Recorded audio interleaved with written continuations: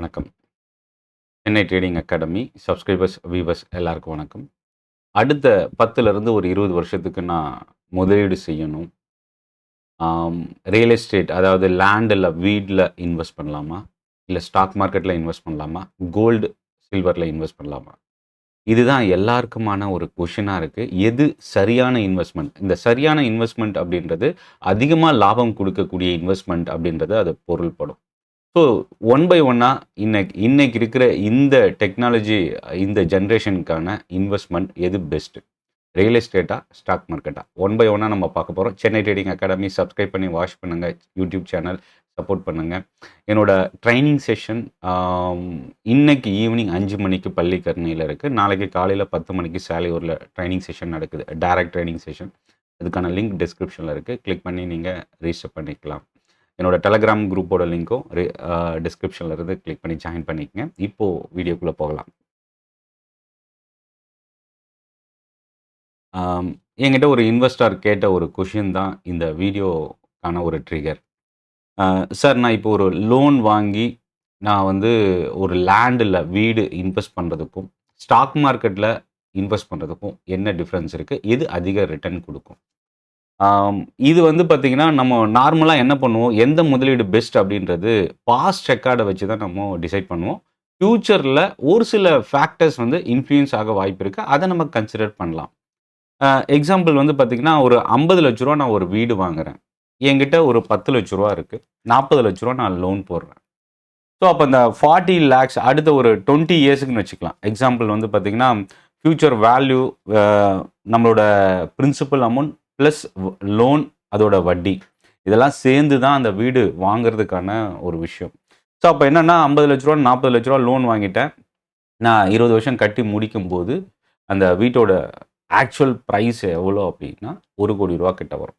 ஏன் அப்படின்னா 40 லட்ச ரூபா லோனு, 40 லட்ச ரூபா இன்ட்ரெஸ்ட்டு, ஸோ மொத்தம் 80 லேக்ஸு. என்கிட்ட இருந்து ஒரு 10 லட்சம் இல்லை 15 லட்சம் எல்லாம் சேர்த்து அப்ராக்சிமேட்டாக ஒரு 1 கோடி ரூபா அதோட வேல்யூ. எப்போன்னா அந்த லோன் முடியும் போது 20 வருஷம் கழிச்சு. அந்த 20 இயர்ஸில் 1 crore நம்ம ஸ்பெண்ட் பண்ணியிருக்கிறோம்.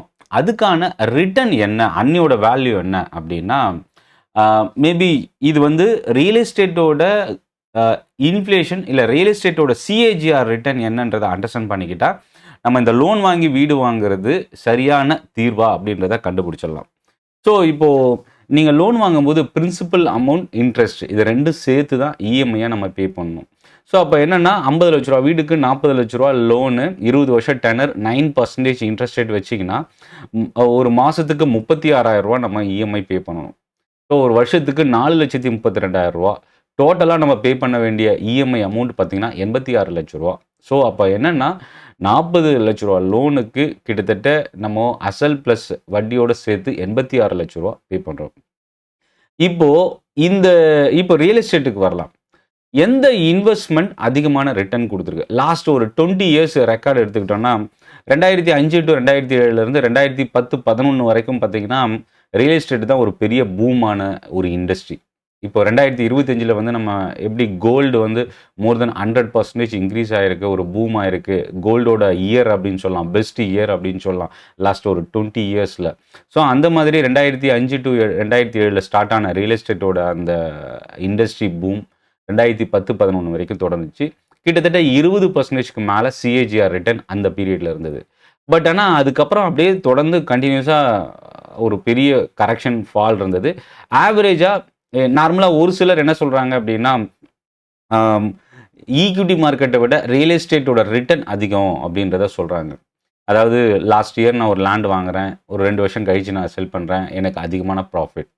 இது எல்லாமே வந்து என்னென்னா ரிஸ்க்கும் அதிகமாக இருக்கும். ஈக்விட்டி மார்க்கெட்டை விட ரியல் எஸ்டேட்டில் ரிஸ்க் அதிகம்.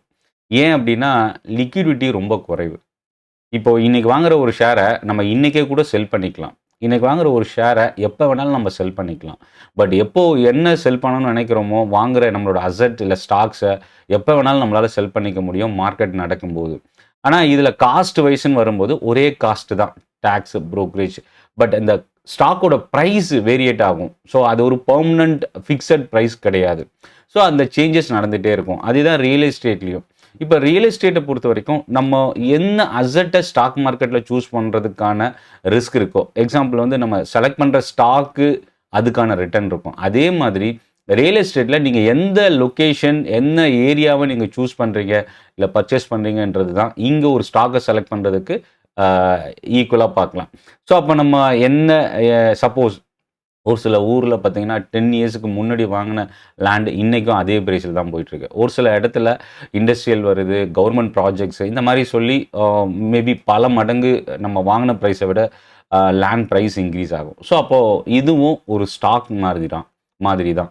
ஸோ அப்போ என்னென்னா நம்ம என்ன பண்ணுறோம், ரியல் எஸ்டேட்னு நம்ம காமனாக எடுக்கும்போது அது எல்லாமே ஒரே மாதிரியான ரிட்டர்ன் அப்படின்னு நம்ம நினச்சிக்கிறோம். ஆவரேஜாக அர்பன் ஏரியாவில் வந்து ரியல் எஸ்டேட்டோட க்ரோத் லாஸ்ட் ஒரு 20 இயர்ஸில் கால்குலேட் பண்ணும்போது 7 to 10% அப்படின்னு சொல்கிறாங்க. பட் ரியல் எஸ்டேட் இன்ஃப்ளேஷன் கிட்டத்தட்ட 15% 19% இருக்கிறதா இன்னொரு ரிப்போர்ட்லேயும் நம்ம பார்க்க முடியுது. ஸோ அப்போது நம்ம இங்கே வந்து ஈக்விட்டி ரிட்டர்ன், ரியல் எஸ்டேட் ரிட்டர்னை ஈவனாகவே நம்ம ஃபோக்கஸ் பண்ணலாம். ஒன்று. ரெண்டாவது 9% ரிட்டர்ன் வந்து இன்ட்ரெஸ்ட் வந்து பார்த்திங்கன்னா நம்ம ஹோம் லோன் கொடுக்குறோம். அப்போது மினிமம் 9%க்கு மேலே ரியல் எஸ்டேட் ரிட்டர்ன் வந்தால் தான் நம்ம லோன் பே பண்ணி நம்ம வாங்குகிற வீடு நமக்கு அது பெனிஃபிட்டாக இருக்கும். இன்கேஸ் அந்த 9% நம்ம வாங்குகிற லோனோட இன்ட்ரெஸ்ட் ரேட்டை விட ரியல் எஸ்டேட்டோட க்ரோத் குறைவாக இருந்தது அப்படின்னா நம்ம வாங்குறது நஷ்டத்தில் வர்றதுக்கு சான்சஸ் இருக்குது. ஸோ அப்போது என்னென்னா 20 இயர் பீரியடில் மேபி ஒரு 10 to 15% ஆவரேஜ் ரிட்டர்ன் நான் வாங்குகிற வீட்டோட க்ரோத் நான் எடுத்துக்கிட்டேன் அப்படின்னா கிட்டத்தட்ட 20 வருஷம் கழித்து என்னோட வீட்டோட லோன், பிரின்சிபல் அமௌண்ட், என்னோட டவுன் பேமெண்ட் எல்லாம் சேர்த்து 1 கோடி ரூபா கிட்ட வரும் இன்ட்ரெஸ்ட்டோட சேர்த்து. அன்னைக்கு அந்த வீட்டோட விலை நியர்லி 1.7 to 2 crore வரைக்கும் வரும். ஸோ அப்போ ஆக்சுவல் ப்ராஃபிட் என்ன அப்படின்னு பார்த்தீங்கன்னா 20 வருஷத்தில் நீங்கள் போட்ட 1 கோடி ரூபா இன்வெஸ்ட் பண்ண அமௌண்ட்டு 2 கோடி ரூபா இருக்கும். ஆனால் இதில் என்ன அட்வான்டேஜ் அப்படின்னா நம்ம ஒரே நாளில் டெபாசிட் பண்ணல, இல்லை நம்ம பர்ச்சேஸ் பண்ணல, லோன் மூலயமா கொஞ்சம் கொஞ்சமாக ரீபேமெண்ட் பண்ணுறோம். ஸோ அது நமக்கு ரிட்டர்னை கொஞ்சம் குறைக்கிறதுக்கு வாய்ப்பு இருக்குது. ஸோ ஓவரால் இப்போது இந்த விஷயத்தை நம்ம கன்சிடர் பண்ணுறோம் அப்படின்னா, நீங்கள் லோன் மூலயமா வீடு வாங்கி இன்வெஸ்ட்மெண்ட்டுக்காக நீங்கள் வீடு வாங்க போகிறீங்க அப்படின்னா கண்டிப்பாக ரிஸ்க் அதிகமாக இருக்கும். ஸோ அப்போது வீடே வாங்கக்கூடாதா, இல்லை ரியல் எஸ்டேட்டில் நான் இன்வெஸ்ட்மெண்ட்காக நம்ம முதலீடு செய்யக்கூடாதா அப்படின்னு நிறைய பேருக்குள்ள ஒரு கொஷின் இருக்கும். கண்டிப்பாக பண்ணலாம். ஆனால் ரொம்ப அதிக அளவில் உங்களோட investment, most of the investment ஒரே அசட்டில் எடுத்துகிட்டு போகாதீங்க. அதாவது ரியல் எஸ்டேட்லேயே நம்மளோட மொத்த பணத்தையும் எடுத்துகிட்டு போய் வைக்கிறதுன்றது ரிஸ்க் அதிகமாக இருக்கும். நான் வந்து ஒரு 2 கோடி ரூபா 1 கோடி ரூபா ஒரு லேண்டையோ இல்லை வீடியோ வாங்குறதுக்கு பதில் ரொம்ப குறைவான வேல்யூக்கான ஒரு லேண்டையோ இல்லை வீடியோ பர்ச்சேஸ் பண்ணிவிட்டு அதுக்கு ஆல்டர்னேட்டிவாக நான் என்ன பண்ணலாம்னா இன்னும் கொஞ்சம் அமௌண்ட்டை ஸ்டாக் மார்க்கெட்டில் வைக்கலாம், இன்னும் கொஞ்சம் அமௌண்ட்டை நான் டெட்டில் வைக்கலாம், ஃபிக்ஸட் டெபாசிட்டில் கொஞ்சம் வைக்கலாம். இது நம்மளோட ரிஸ்க்கை குறைக்கும், டைவர்சிஃபிகேஷனை இன்க்ரீஸ் பண்ணும். பட் இந்த டைவர்சிஃபிகேஷனை பொறுத்த வரைக்கும் என்னென்னா ரிஸ்க்கை குறைக்கிற ஒரு ஃபேக்டர் மட்டுமே. எல்லாத்துலேயும் நம்ம இன்வெஸ்ட் பண்ணுறதுன்றது ரிஸ்க்கு குறைக்கிற ஒரு விஷயம் மட்டுமே. ஆனால் அதிகமாக ஏதோ ஒரு பர்டிகுலர் அசெட் பர்ஃபார்ம் பண்ணால் அது மற்ற அசெட்டை ஆவரேஜ் பண்ணும்போது நமக்கு அது குறைவாக தான் இருக்கும். அதனால் டைவர்சிஃபிகேஷன் ரொம்ப லிமிட்டடாக நம்மளோட ரிஸ்க் அண்ட் ரிவார்டுக்கு ஏற்ற மாதிரி நீங்கள் டைவர்சிஃபை பண்ணுறது பெட்டர். ஸோ இப்போது ப்ராப்பர்ட்டியை பொறுத்த வரைக்கும் நியர்லி ஒரு 10 to 15% க்ரோத் மேபி இப்போது இந்த லாஸ்ட் ஒரு 2012 15 இப்போ வரைக்கும் பார்த்திங்கன்னா பெரிய அளவுக்கு ரிட்டர்ன் இல்லை. ரியல் எஸ்டேட்டோட க்ரோத் வந்து சிஏஜிஆர் பார்த்திங்கன்னா அரௌண்ட் ஒரு சில ரிப்போர்ட்ஸில் 8%, ஒரு சில ரிப்போர்ட்ஸில் 10% கொடுக்குறாங்க. பட் இது ஸ்டாக் மார்க்கெட்டை விட குறைவு தான். ஆனால் கோல்டு வந்து பார்த்திங்கன்னா பெர்ஃபார்ம் பண்ணியிருக்கு, பெட்டராக பெர்ஃபார்ம் பண்ணியிருக்கு. எப்படின்னு பார்த்தீங்கன்னா கடந்த 20 இயரில் சிஏஜிஆர் அசட் கிளாஸில் பார்த்தீங்கன்னா கோல்டு 15% ரிட்டர்ன் கொடுத்துருக்கு. நிஃப்டி மிட் கேப் 150 ட்ரைபார்ட்டி இண்டெக்ஸ் பார்த்தீங்கன்னா 14.2%, நிஃப்டி 50 11.2% கொடுத்துருக்கு. ரியல் எஸ்டேட் அர்பன் ஆவரேஜ் பார்த்தீங்கன்னா 7.8லேருந்து 7.9%. இது நமக்கு ரிப்போர்ட் டு ரிப்போர்ட் நமக்கு இந்த சேஞ்சஸ் நிறைய நடக்குது. அதே போல் டெட் அண்ட் ஃபிக்ஸட் டெபாசிட்டில் அரௌண்ட் 7% நமக்கு ரிட்டர்ன் கொடுக்குது. ஸோ ஓவரால் கன்க்ளூஷன் என்ன அப்படின்னா, நீங்கள் ரியல் எஸ்டேட் அப்படின்றது லேண்டுன்றது நம்ம யூட்டிலைஸ் பண்ணுறதுக்காக இல்லை நம்ம யூஸ் பண்ணுறதுக்காக ஒரு வீடு அப்படின்னா கண்டிப்பாக அது தேவை. முக்கியமாக இந்தியாவில் இருக்கிறவங்களுக்கு இது ஒரு சென்டிமெண்டலாக நம்மளோட முதல் இன்வெஸ்ட்மெண்ட் வீடு அப்படின்றதில் எல்லாருக்குமே ஒரு ப்ரியாரிட்டி இருக்குது. ஆனால் இன்வெஸ்ட்மெண்ட்காக நீங்கள் அடுத்தடுத்த வீடு போகிறீங்க அப்படின்னா கண்டிப்பாக அது ரிஸ்க்கை அதிகமாக்கும். ஏன் ரியல் எஸ்டேட்டில் வீடு வந்து அதிகமாக சூஸ் பண்ணுறாங்க இன்வெஸ்டர்ஸ் அப்படின்னா அதில் வந்து டுயல் இன்கம் இருக்குது. அதாவது வீடா இருந்ததுன்னா ரெண்டல் இன்கம் வரும். இன்கேஸ் இப்போ லேண்ட்லாம் பார்த்தீங்கன்னா, மெயின் ஏரியால இருக்கும்போது நமக்கு ரெண்டல் இன்கம் வருது. ஸோ ஸ்டாக் மார்க்கெட்லயும் பார்த்தீங்கன்னா, ஸ்டாக்ஸ்ல நமக்கு டூயல் பெனிஃபிட் இருக்கு. ஒண்ணு அந்த கம்பெனியோட டிவிடெண்ட் இது வந்து கம்பல்சரி கிடையாது. ஆப்ஷனல் தான் அந்த கம்பெனிய பொறுத்து. டிவிடெண்ட் வந்து நமக்கு ஒரு இன்கம். இன்னொன்னு பிரைஸ் அப்ரிசியேஷன் இன்னொரு இன்கம். ஸோ அப்போ ஸ்டாக் மார்க்கெட்லயும் ஸ்டாக்ஸ்ல இன்வெஸ்ட் பண்ணும்போது நமக்கு டபுள் பெனிஃபிட் இருக்கு. ரியல் எஸ்டேட்லயும் டபுள் பெனிஃபிட் இருக்கு. இப்போ நான் ஒரு வீடா வாங்கும்போது நம்ம ரென்ட்டுக்கு விடும்போது நம்ம மாசம் மாசம் ஒரு ரென்ட் நமக்கு கிடைக்கும். பிளஸ் அந்த லேண்டோட அப்ரிசியேஷனும் இருக்கும். அதே நீங்க பிக்ஸட் டெபாசிட்ல போடும்போது ஒரு பிக்ஸட் ரிட்டர்ன் மட்டும் தான் இருக்கும். பட் ஆனா அதுக்கு நம்மளோட கேபிட்டல் அமௌண்ட் நம்ம அந்த பேங்க்ல வச்சிருக்கிற எஃப்டிக்கான கேபிட்டல் அப்ரிஷியேட் ஆகாது.